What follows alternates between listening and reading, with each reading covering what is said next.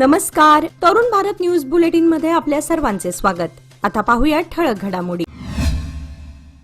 मिरज पंचायत समितीत भाजपाची सत्ता, महाविकास आघाडीला धक्का. मिरज पंचायत समितीच्या सभापती आणि उपसभापती निवडीत महायुतीनं मोठी बाजी मारत सत्ता आपल्या ताब्यात घेतली आहे. भाजपाच्या राणी भोरे यांची सभापतीपदी तर शिवसेना शिंदे गटाच्या ललिता शेजूळ यांची उपसभापतीपदी बिनविरोध निवड झाली आहे.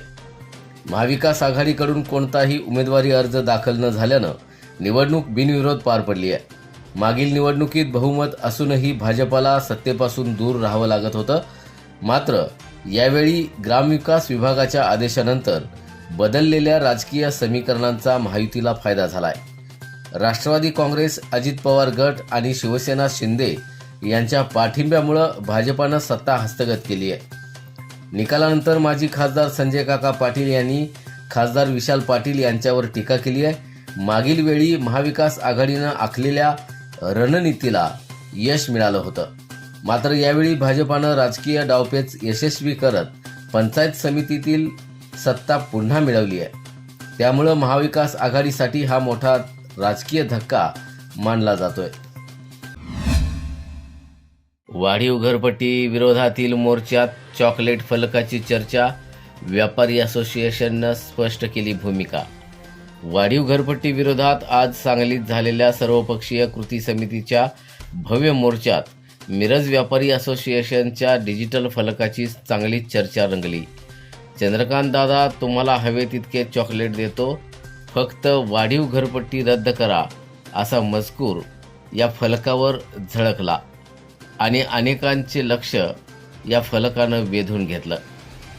या फलकामागील भूमिका स्पष्ट करताना मिरज व्यापारी असोसिएशनचे अध्यक्ष विराज कोकणे म्हणाले, पालकमंत्री चंद्रकांत पाटील चांगले काम करणाऱ्या अधिकारी आणि कर्मचाऱ्यांना चॉकलेट देऊन त्यांचं कौतुक करतात.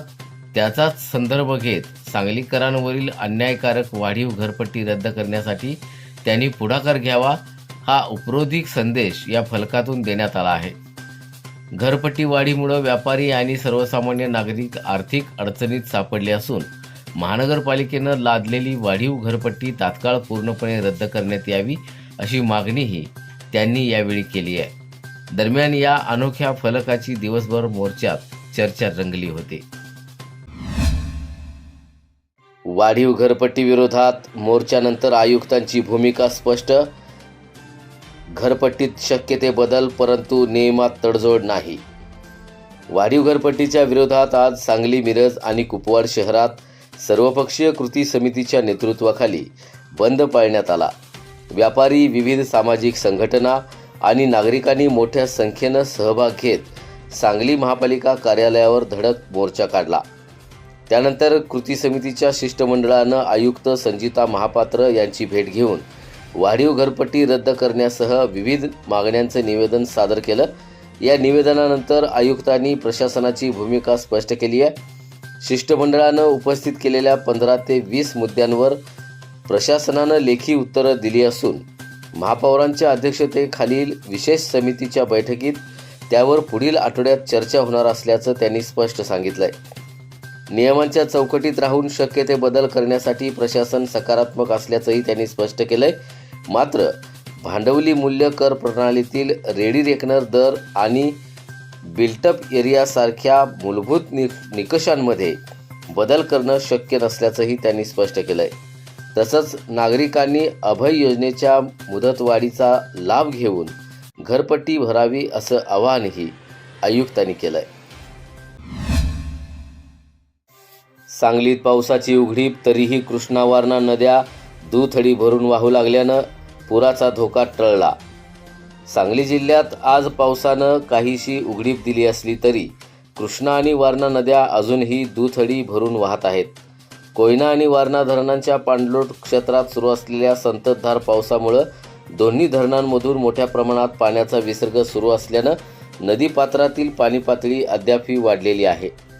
वारणा नदीवरील काही बंधारे पाण्याखाली असून काही ग्रामीण भागातील रस्त्यांवरील वाहतुकीवर त्याचा परिणाम झाला आहे. सांगली शहरातील कृष्णा नदीच्या पाणी पातळीत आज काहीशी घट झाल्यानं शहरातील संभाव्य पुराचा धोका कमी झाला असला तरी प्रशासनानं सतर्कतेचा इशारा कायम ठेवलाय. नदीकाठच्या नागरिकांनी अनावश्यकपणे नदीपात्रात जाऊ नये, तसंच प्रशासनाच्या सूचनांचं पालन करावं असं आवाहन करण्यात आलंय. दरम्यान हवामान विभागानं पावसाचा अंदाज कायम असल्यानं धरणांमधील विसर्ग आणि नदीपात्रातील पाणी पातळीवर प्रशासनाकडून सातत्यानं लक्ष ठेवण्यात येत आहे. पेठमध्ये 1.5 कोटींचा गोवा निर्मित मद्यसाठा जप्त. ईश्वरपूर उत्पादन शुल्क विभागाची मोठी कारवाई. सांगली जिल्ह्यातील वाळवा तालुक्यातील पेठ इथं राज्य उत्पादन शुल्क विभागाच्या ईश्वरपूर कार्यालयानं धडक कारवाई करत तब्बल 1.5 कोटी रुपयांचा गोवा निर्मित विदेशी मद्यसाठा जप्त केलाय. गोपनीय माहितीच्या आधारे कॉम्बिंग ऑपरेशन राबवत महामार्गावरील संशयित माल ट्रक अडवून त्याची तपासणी करण्यात आली.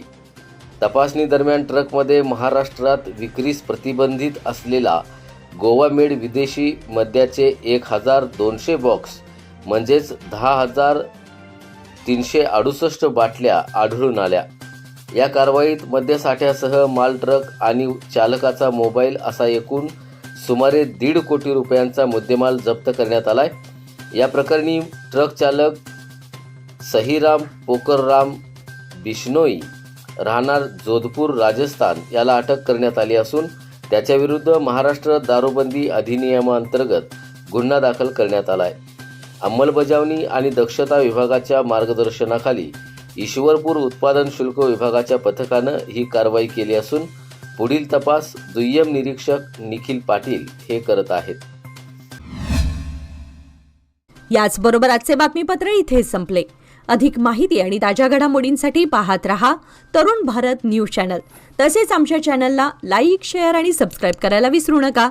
आणि विश्वासार्ह बातम्यांसाठी दररोज वाचा दैनिक तरुण भारत. धन्यवाद.